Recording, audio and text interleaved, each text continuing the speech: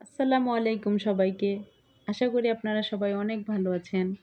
আজকে আপনাদের সামনে হাজির হলাম এক সুস্বাদু রেসিপি নিয়ে। কাঁচা আমের শরবত। কার না ভালো লাগে? আমার তো খুবই ভালো লাগে।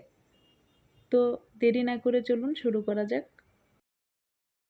কাঁচা আমের শরবত বানাতে প্রথমেই যে উপকরণটি লাগবে তা হলো কাঁচা আম। অবশ্যই টাটকা ও সতেজ আম নেওয়ার চেষ্টা করবেন। এতে শরবতটি খেতে খুবই সুস্বাদু হবে। এরপর লাগবে কুচি করা ধনিয়া পাতা। সাথে লাগবে স্বাদমতো চিনি, সাধারণ লবণ ১ টেবিল চামচ, বিট লবণ ১ টেবিল চামচ, সামান্য একটু গোলমরিচ গুঁড়া, ১ টেবিল চামচ টেলে নেওয়া জিরার গুঁড়া। তারপর লাগবে ২টি কুচি করা কাঁচামরিচ, সাথে সামান্য লেবুর রস।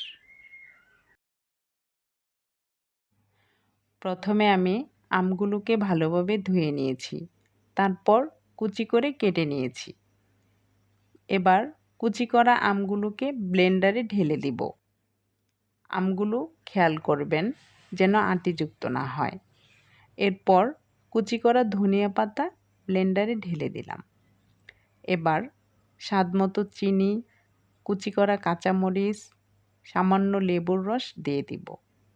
এরপর সাধারণ লবণ, বিট লবণ, জিরা গুঁড়া, গোলমরিচ গুঁড়া এগুলো পর্যায়ক্রমে ঢেলে দিলাম।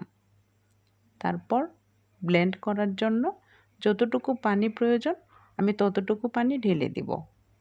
এবার সবগুলো উপকরণকে ভালোভাবে ব্লেন্ড করে নিব। খেয়াল রাখবেন যেন ভালোভাবে পেস্ট হয়ে যায়, কোনো দানা দানা না থাকে। অনেকেই অনেকভাবে আমের শরবত তৈরি করে, কিন্তু এভাবে বানালে বেশি সুস্বাদু হয়। কিছুক্ষণ ব্লেন্ড করার পর আবারও কিছু পরিমাণ পানি দিয়ে তারপর কিছুটা ব্লেন্ড করে নিব। তো তৈরি হয়ে গেল আমাদের কাঁচা আমের শরবত। দেখতেই পাচ্ছেন কতটা সুস্বাদু হয়েছে। আমি কাঁচা আমের শরবতটি গ্লাসে ঢেলে নিচ্ছি। ঠান্ডা পরিবেশন করতে চাইলে কিছুটা বরফ টুকরা দিতে পারেন। এই গরমে কাঁচা আমের শরবত আপনারা বাড়িতে সবাই ট্রাই করবেন। আর কেমন হয়েছে তা কমেন্টে অবশ্যই জানাবেন। সবাই